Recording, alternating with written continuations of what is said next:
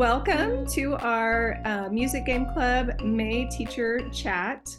Our topic today is rhythm and how to teach rhythm to students and different ideas. I'm Rebecca Trevelise. I live in Austin, Texas. I happen to be in Utah right now visiting my oldest daughter, but I own Austin Arts Academy, and you'll see a lot of videos and pictures of our students at Austin Arts Academy testing out our games before we release them. So we have a lot of fun. And sorry, I was distracted with settings. I'm Amanda Taro Matthews. I help Rebecca with Music Game Club, and I recently got married. If you notice, I have not changed my last name everywhere yet because we're still trying to figure out how to navigate that. Because people are not going to know who I am if I start putting Amanda Matthews everywhere. So yeah, I got married like about 6 weeks ago, and later I'll actually show a video. My husband is not a musician at all, but he's a pretty good trooper, and I got to talk him into playing a game with me so I could show like this is it in action. So it's kind of fun. So what are some, does anyone have any wins to share from this week or this past month? Anything exciting in your studio or your life that's happened? Well, I just had my annual spring piano recital about 3 weeks ago, and I think it went really great. It's, as you all know, as piano teachers, it is a lot of work, but it's well worth the effort when you see your students flourishing and succeeding. So that was a great win. And then I'm doing something a little bit different. I might be behind the times a little bit. I've been teaching piano 39 years. I usually send out my fall registration towards the end of June. And I decided I'm going to kind of change that and get that fall schedule in place a lot sooner because I've got a really nice waiting list of people who would like to know, do you have space?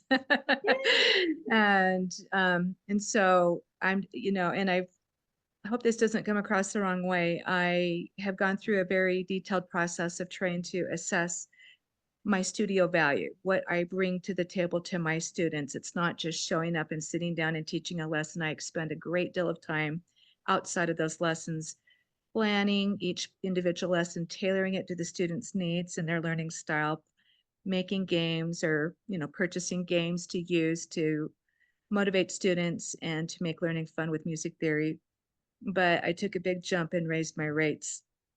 And I raised my rates. Yes, I raised my rates by about 10% each year. But when I really honestly started to look at the things that I was doing and how much time I was spending outside of lessons, I thought, I'm losing money in a way. So I was really scared. I have a very loyal following and I feel so grateful for that. But I was really scared, but I sent it out with a very nice warm letter and kind of showing and demonstrating my studio values that parents might not see behind the scenes. And I'm really excited. People have been very responsive, and I think it's going to be a great year. But sometimes taking that leap for us as teachers to realize our worth and to charge that worth takes a little bit of courage. So sorry, I didn't mean to monopolize, but that's a big win for me this week. That is a huge win. And thank you for sharing that. That is such an important thing for us to always carry forward from year to year. Yeah. Yes. With the extra resources I use with my students, instead of like raising my rates like a big gap, like suddenly I charge my parents with the resources. Oh, by the way, I'm using this, but this is going to cost da da da da da. Right. So for my registration, I do a la carte. Whoever wants theory group classes, this is whoever needs the subscription is going to want to use this resource more. That's then you have to kind of chip in and pay for it, and that has really worked because the parents see the worth that way too. That's another way of doing it too. I like that, Pam. In the past, I've always been a la carte. Like I'll just itemize things every month if a student. Yeah, because I think it's sheet music. Yeah. That way the parents feel like they have more control of how much they're saying. They choose what they want. Right. And they need to have that power within themselves. Like, yeah. So, and I do have one win situation where students now playing in the community outreach where they play in senior homes. So my recital is going to be coming up in a couple of weeks actually. So so I use that as a rehearsal, as a they get used to like playing in front of people, that so they don't get surprised. That's great. That's fantastic. Awesome. Well, my big win is I became a grandma on April 21st. So my first, Congratulations. thank you. So my first grandbaby was born. It's a boy, and his name is Wolfgang Alexander Rose Pierce. Oh, how wonderful. Yeah. Congratulations. Thank you. Yeah. Thank you. Thank you. So I guess my win is I got married, you know. It's kind of, Yeah. I was not here for last meeting because I was like newly married. So yeah, that's my big win. But another really big win, I don't know if any of y'all follow my story at all, but I have some health issues. Like 4 years ago, I was basically bedridden, and God has just allowed me to take big strides forward. But I've noticed since getting married, it's been even better. Like yesterday, I helped my mother-in-law hoe her garden. That would have not even been a thing a year ago. So I've been seeing a lot of wins like that. I'm just excited because it's like I don't know exactly what I will do.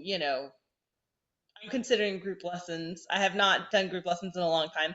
Actually, another win. Rebecca and I just recorded our group presentation for Group Illuminated conference, which we talk about it like in every single email.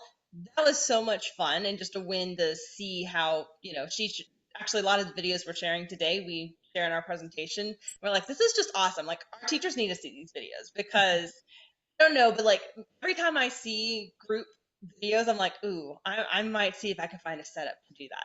Anyway. So if you don't mind me asking, are you in-person teachers or remote or hybrid? I'm hybrid. I do both. Hybrid, Okay. but But- more in person.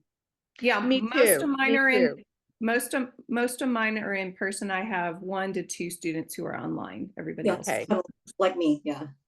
All of mine are online because I've moved I moved 2 years ago and then I moved a month ago. And so I have not yet established if I'm going to go back in person because I do miss in person. Yeah. But I think that's one of the greatest things that came from the pandemic for teachers like me that had no experience teaching online was stepping out of my comfort Yep. zone and learning how to use technology more and still making piano accessible at a point in time, especially for students who were feeling very isolated when they couldn't attend school. And so I think that's, pandemic wasn't wonderful. It was a tough thing for all of us, but I'm grateful to learn those new skills, even though I was really scared at first. Yes. Yes. And I have found with teaching in remote lessons, I have had to readjust my expectations in Mhm. terms of what I can deliver within a 30 or 45-minute lesson versus what I can do in person, if that makes sense. And Mhm. so parents have been very wonderful and giving and understanding. We do our best and we have to make adjustments. Yeah, that was So- one of the so I have drivers. to- Yeah, I have to go. Yeah, but and Oh, bye, Pam. Amanda, I really wanted to thank you for those church arrangements you've been putting out. I'm Oh, using them a good. lot in my church. So Oh, that makes me so happy. I'm so glad.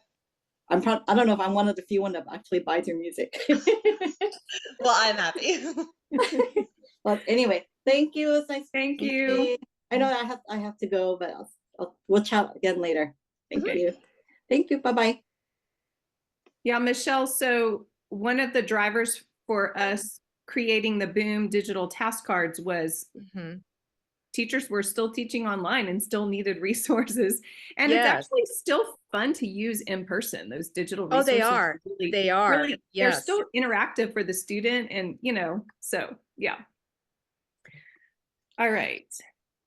Okay, well, I guess let's go ahead and start talking about today's subject, which is helping students with rhythm. I still struggle with rhythm. I think I was in John Thompson 4 before my mom realized that I was doing all my rhythms by ear and I did not know how to count. So that was very miserable. And I'm like, man, if I would have had rhythm games, that would have just been so beneficial to me. Yes.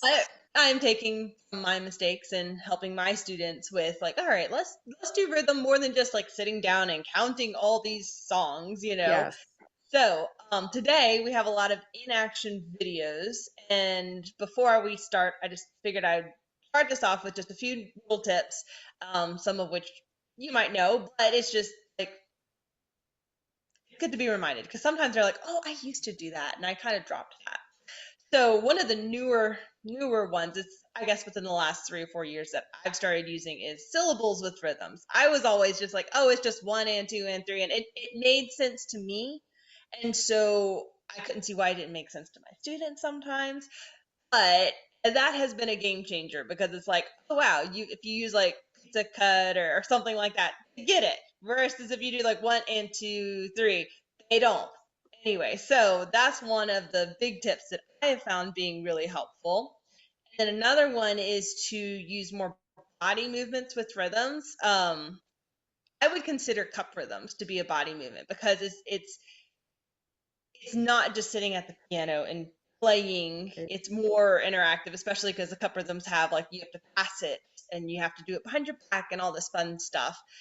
Also scarves. I've not used scarves, but I've seen them used, and I'm like, if I had little kid students again, I would totally be something I'd invest in and in person. That type of thing's a little hard to do online. Is Um, scarves where you're doing something where you're waving a scarf to the rhythm or, mhm. oh, that sounds fun. I've never heard of Yeah, that. and then it's like because then it's like really flowy, and so then it's Right. like it's like, yeah, you could just do 1, 2, 3, 4, but if you had a scarf that's like flowing with it, it just, I don't know, it Yes. visually adds so much more. That sounds fun. Yeah, and then And you I can would, combine that, with dancing. yeah, in our baby classes, we get out the scars, but we also have rhythm sticks. And then for my little bit older kids, I have those lollipop kind of drum things that are really cool. It's like a rainbow lollipop. I'm not at my house, so I can't show you, but those are super fun. Just sometimes just getting out a prop to practice rhythm gets kids excited. Like they Mhm. want to do it versus like just clapping or talking about a rhythm. Yeah. So if you don't mind me, and I don't know how this Zoom call works, so I don't want to interrupt if you have presentations, so just help me understand where I'm new. But do you both have ideas of how to make rhythm more engaging for the middle school student? Like it's kind of funny, but in my studio, I actually have more male boy students than I do girls the last 2 years. And sometimes these boys, they are good kids. They don't want to count the rhythm out loud, even if I'm counting with them or we tap it on the piano or with, and so how do you do this for kids that kind of think, oh, this is stupid. I don't want to do this. Or they're embarrassed to do it in front of their teacher. How do you make it fun for an older student?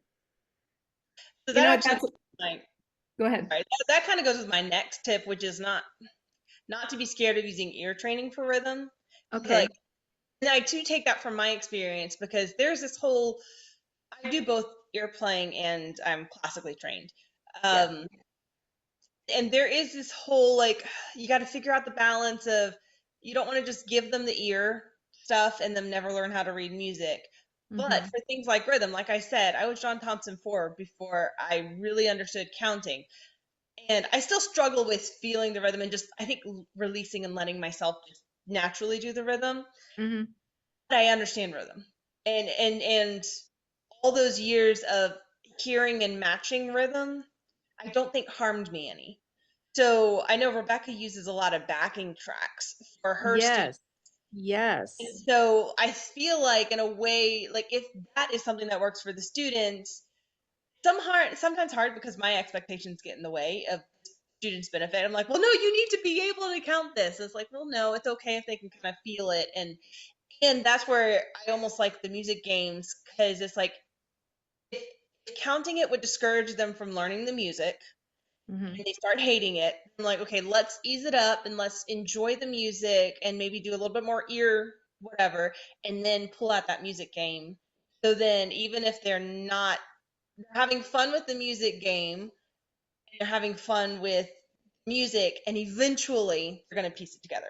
That's kind of They my reinforce each other. Do you find your backing tracks then on YouTube, or do you make your own backing tracks?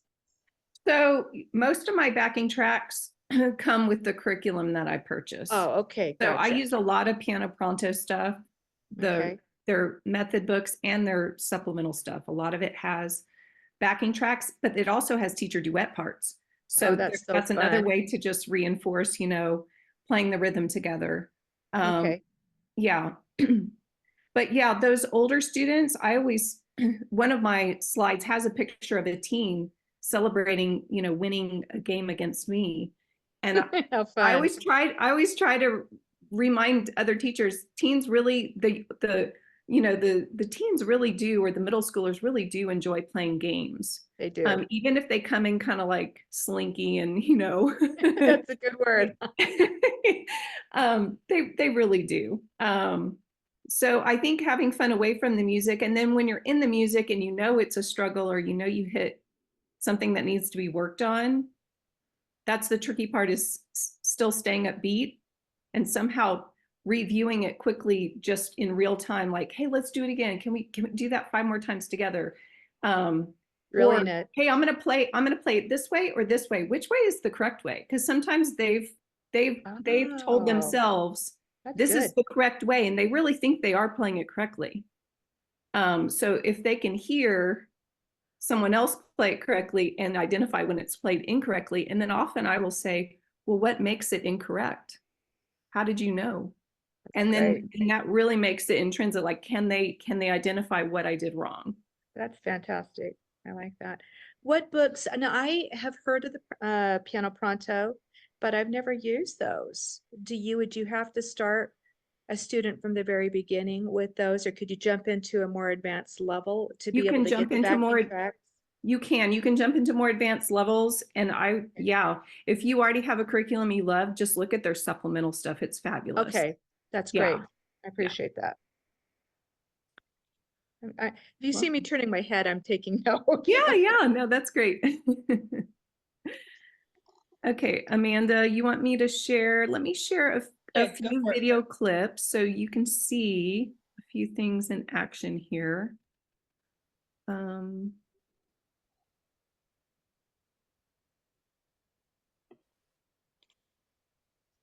Okay. So here is our 4-4 Foxes. This is a class that's playing it.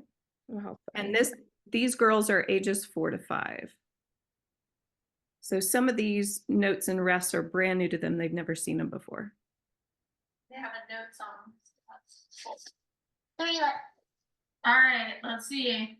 Oh, this one I know, so I'll go ahead and do it. So this one's called a dotted quarter note. It's just like the dotted half note, except that it gets 1.5 beats instead of 3. Which one was mine? Oh, the course that. Okay. Okay. Your turn, Elia. Oh, we know that one. How many beats? Good. Yeah, we just were talking about that. Oh my goodness. Oh, wait, I think I moved. You get to move there. Yay. Yeah.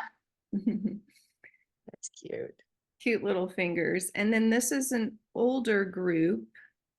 And we have a guide card. So this boy that's going at the very beginning, he's just had like 2 or 3 classes. So this is a class of kids that are like 8 to 11.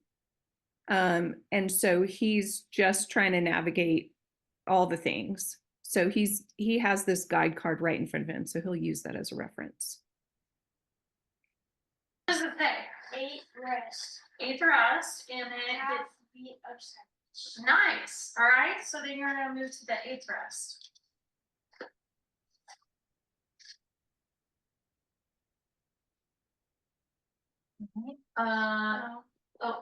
Oh yeah. So it's a little tricky because it comes down here, so you move there. All right. Yeah. So that student, he visualized the game a little differently, and we know that he has like his brain just works a little differently when he views music and math. So he just kind of hopped across the rows instead of following the path. So that was a good reminder to me to remember that students look at game boards. They see it completely different sometimes than I That's do. good input. Yeah.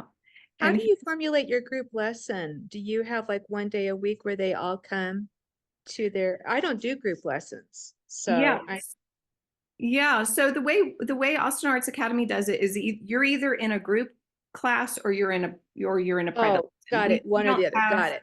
I Okay. like the idea. Some studios have like private lessons, and then sometimes you come together to have, Mhm. ensemble time or collaboration time. But yeah, we have several days a week where we offer group piano. That is Yeah. fantastic. Great idea. Let's see. Here is one of our little guys. He's in the 4 to 5-year-old class, and we're using the 4 Foxes boom cards. This is a quick clip. It was 1, so we should use the 1, I think. Let's see if we drag it to the fox and see if that's right. Okay, can you hit the green button? Perfect. Oh, they love those interactive games on a tablet or laptop. They do. And here's just another, this is one of my, I think she's 11 now. So yeah, she's going to be in middle school soon, and she loves playing games. Here is a stacking snowman clip. Actually, that's not the right one. I found a better one. I can do this one. So you can see my daughter's with her teacher, and they're just making as many snowmen as they can. So they're just matching the note values. That is cute. And then do they clap the rhythm or maybe play it on They a can- piano They or? can, yes. That's really cute. I like that. So where does a person find this at? Do you have like a website or Etsy or? Yes, so you can find it at musicgameclub.com. If you just search Okay. rhythm, if you And it'll bring up the different games. if you go to shop all games, and then you can search for exactly what you need. I really like that one. Yeah, it's cute. Here's another view. You have to give that to me too. Yeah, because I have a 4. Oh yeah. I have a 4 snowman that's waiting for a head. You don't want my snowman to be headless, do you?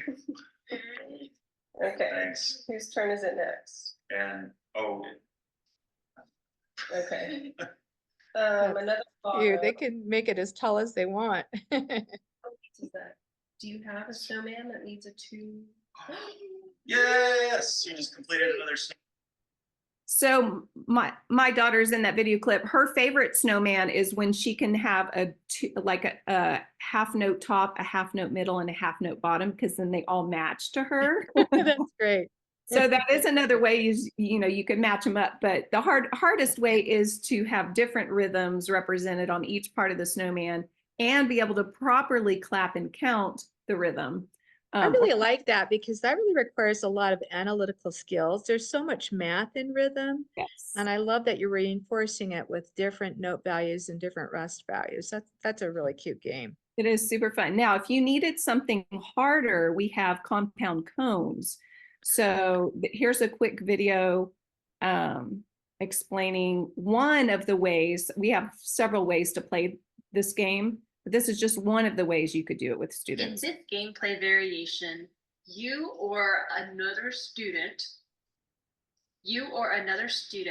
will build ice cream cones.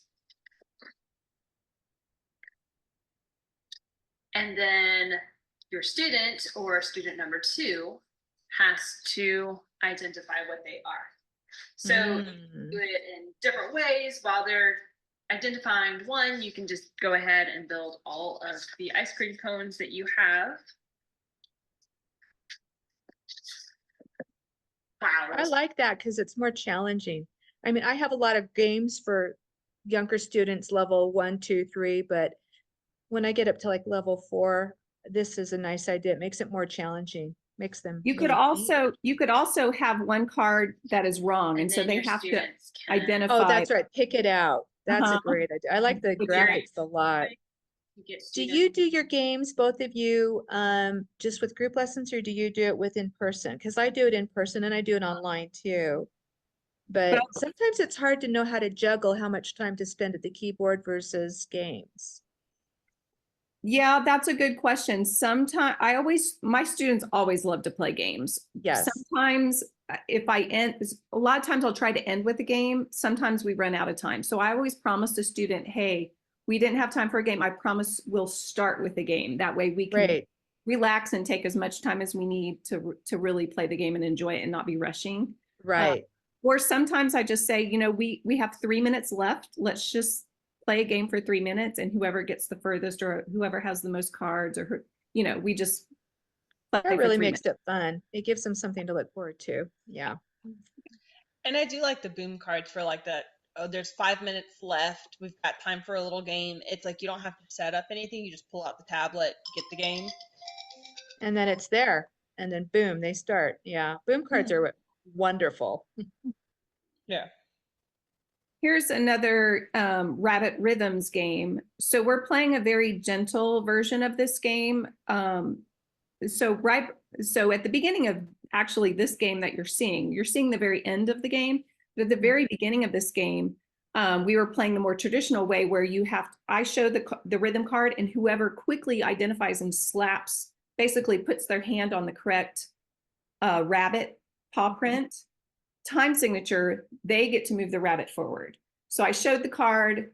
Elia was faster getting to 2-4, and Anne burst into tears. Oh no.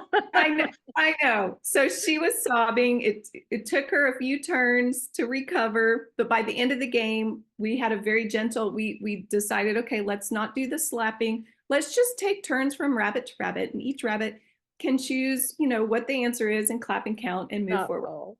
So yeah, so this is the very end of that game. That's cute. It is cute. So this can even be fun for like your competitive older kids playing together. Yeah. What about this rhythm? A quarter note, Yes. Nice. then a quarter.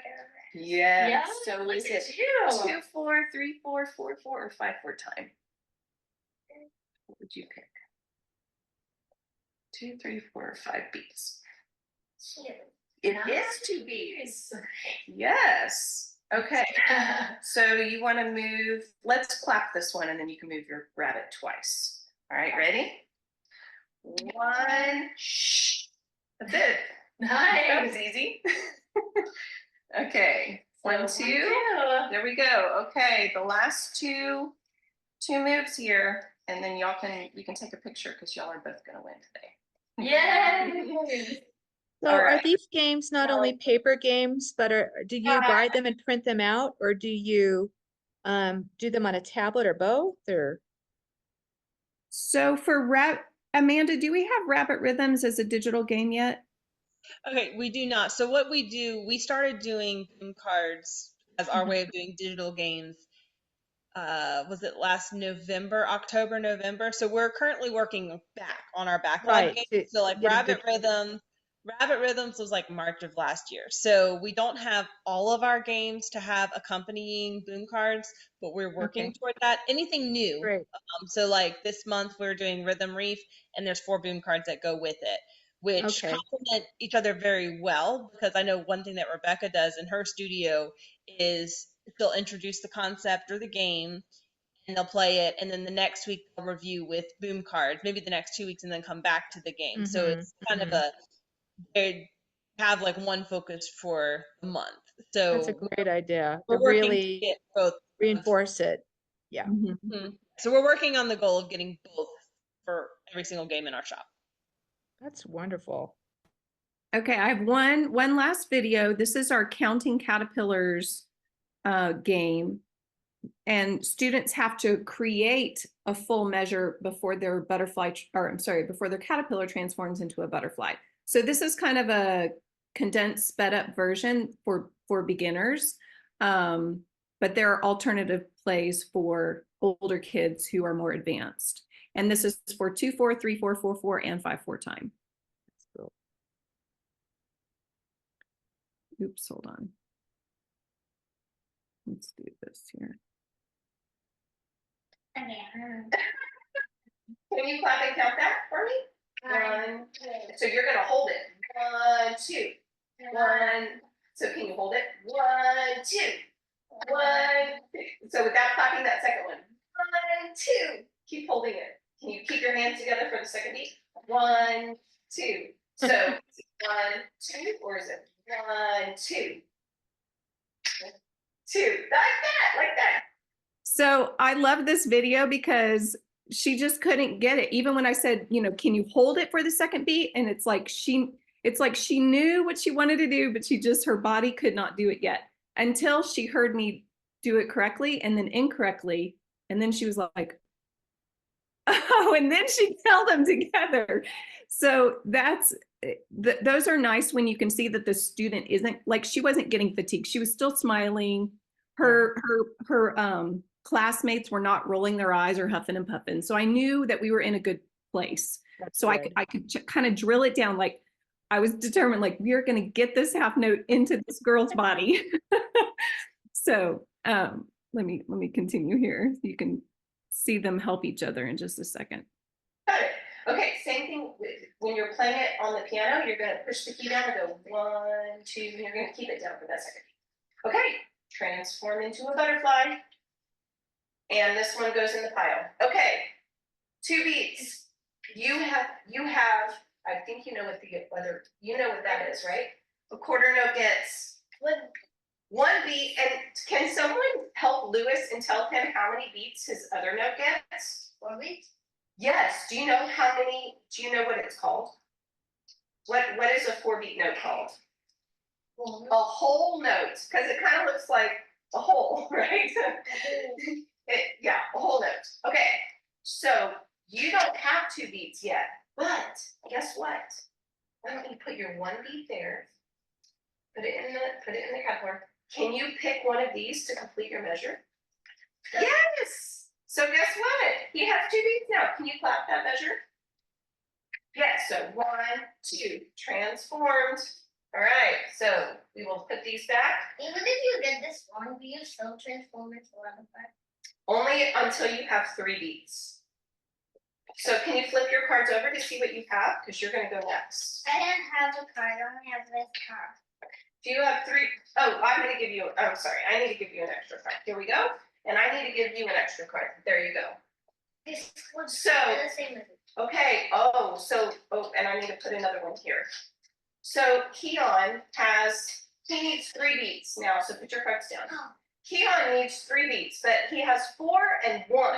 So he shouldn't use this one. That's too many. Go ahead and put that one down. Can you, yep.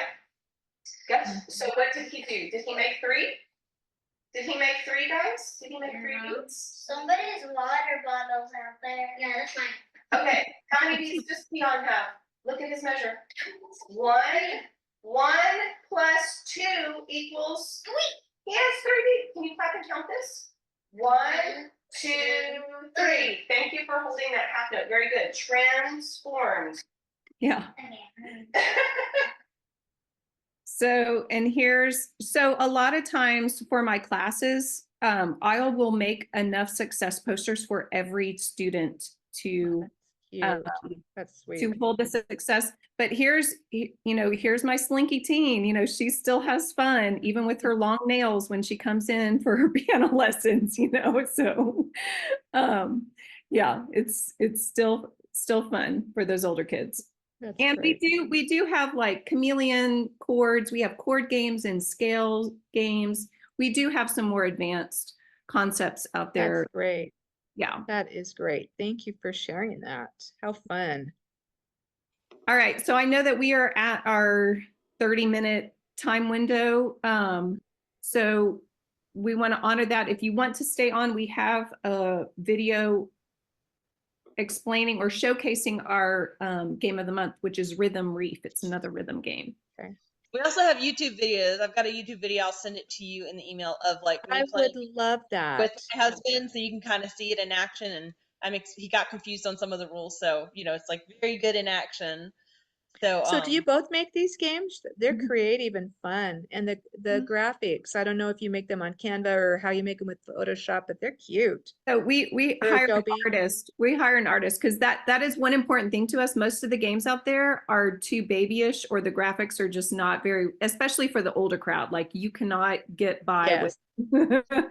It needs to be realistic or timeless. Yeah, and they look really engaging. I mean, they grab your attention because Yes. they're colorful and realistic.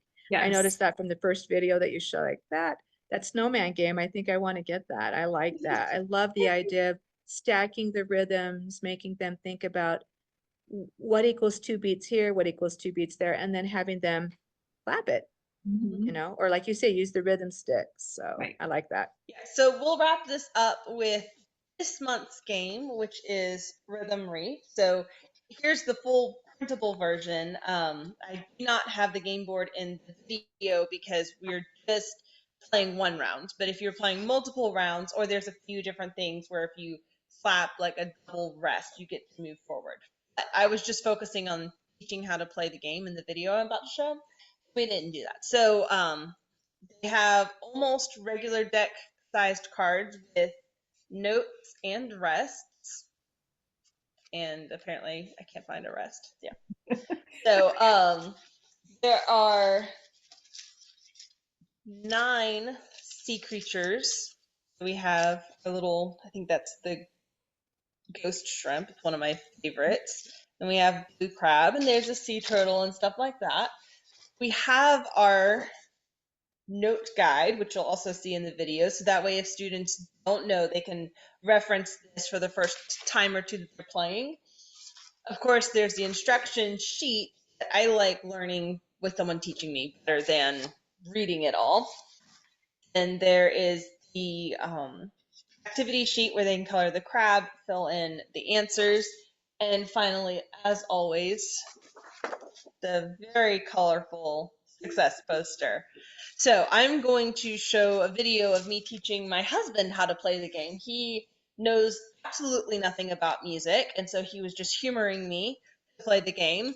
And but he has remembered some of the terminology because he's mentioned it a couple of times. Something about, yeah, we learned rests, right? I'm like, yeah, we did. So I'm like, maybe I can actually get him to learn some music stuff without like formally being like, oh, let's teach you some music stuff. Just, get him to play some games and maybe he'll actually learn some of it just for the fun of it. Okay, so I'm going to share my screen.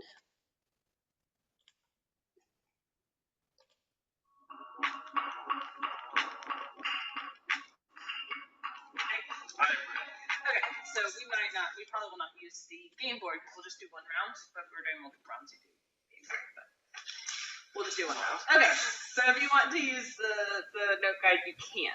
So the biggest difference is there's the whole rest that gets 4 beats. Okay. And the half rest gets 2 beats. This, the way I like to see it, think of it, is a heavy.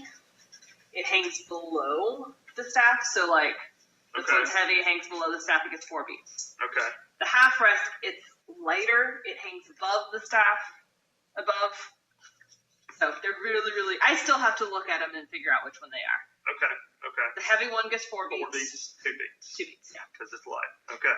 And that another makes a lot of sense. That's Yeah. right. Okay. This is the quarter rest. Gets 1 beat. Okay. All right. So what we're gonna do is when a rest is laid. Actually, a rest means you don't play anything. So when you see a rest in music, it means you don't play. Oh. So like if you had. I'm like, good at not doing things. Yeah. Okay. If you had a quarter rest, a quarter note, and a half rest. If you saw that in music, you would play, not play, play, hold. Got you. So you do not play for the rest. So when we play a rest, the next person lays down however many cards that rest gets. So that rest gets 1 beat. Yeah. So you lay down a card, and then I get this. Okay, if I lay down That'd be 4. a whole, yes, good. You might get them better than I can't get it upside down. So then it would get 4. But if a rest is laid, it's interrupted, and now I have to pay you. That is another whole rest. I got you. So I'd have to pay you 4 cards. All right, now there is a half rest, whole rest. That's 6. Okay, you kind of get how it goes. Okay. So I'd be laying down notes until I got 6, but if it got interrupted, then you'd have to fulfill your end. Okay. Yes. We're going to play this at like half speed, right? No. Want to punish me? Also, you can slap doubles. If there's a double that's laid, you can slap doubles. I can hear his brain working. It's like slapjack. Look, I'm trying to remember. Stop and flip it. Okay. Go on. Go ahead. Okay, so that's the quarter rest. I give you 1 card. Now you add this to the bottom of your stack. Now what? Why? Whoever ends up with all the cards wins. Oh, sweet. Okay, so I'm winning. I'm beating you. Right now. You can hear my competition in there. 2. Quarter rest, I get 1. You get 1. Okay.